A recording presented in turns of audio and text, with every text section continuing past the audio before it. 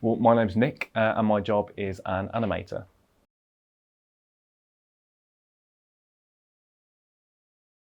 I'll probably get to the office around 8 or 9. I'm usually briefed in by one of our producers, who are the people who manage the clients on each job, and I'm essentially given the information that I need to do that day's job. I usually check in with the producers and potentially even the client around midday, and then towards the back end of the day, we'll have a final check-in, and then either the deliverable will be sent over or it will follow on to the next day.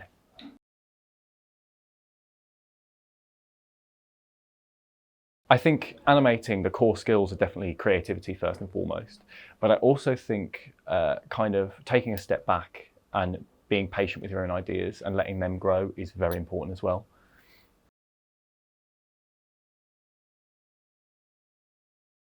I would say the two most important subjects for me at school and that were available to me was definitely art and media. I think both give you a very good creative foundation. If there are any more graphic design kind of subjects, I would also steer towards them. Yeah.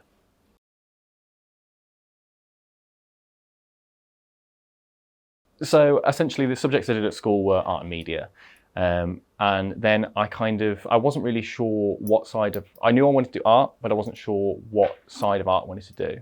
So I carried on with that in sixth form. I did art and media again in sixth form. And then I did an art foundation course when I was 18, 19, and that helped me build up my portfolio, and it gave me a range of different skills. I was using a lot of different software. I was using Adobe. I was using different like film software like Premiere Pro, things like that.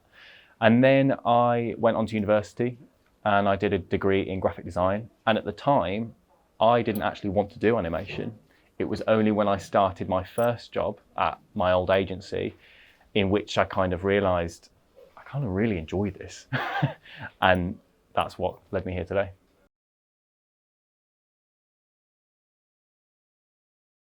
Experience-wise, I did do a few bouts of work experience from probably about 14 onwards. I did a couple of weeks at an agency in Birmingham. I did another week in an agency a bit more local to myself. And then I did some work experience, which turned into a bit of an internship at my university. They were looking for people to help with Freshers Week posters and things like that. So I entered like a competition and I won a place there. And I did that for two or 3 weeks. And then I ended up leaving uni and getting my first job.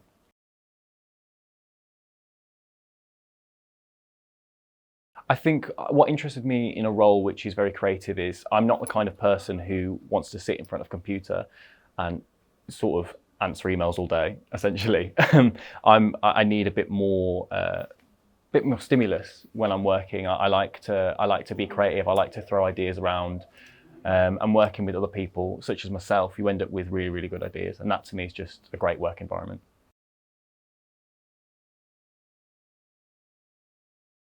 I think the main two pathways are likely either an apprenticeship or a degree.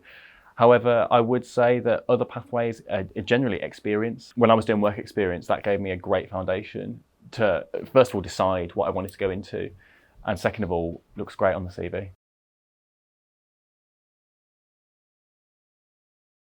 My key piece of advice for someone who's looking to go into creative roles such as myself is take inspiration from absolutely everything, whether that be books, media, television, anything. Everything you consume in your day-to-day has been created by somebody for a purpose. And if you're looking to get into a role such as graphic design or animation, such as myself, it's probably best that you take inspiration from everything around you and just absorb it all in like a sponge.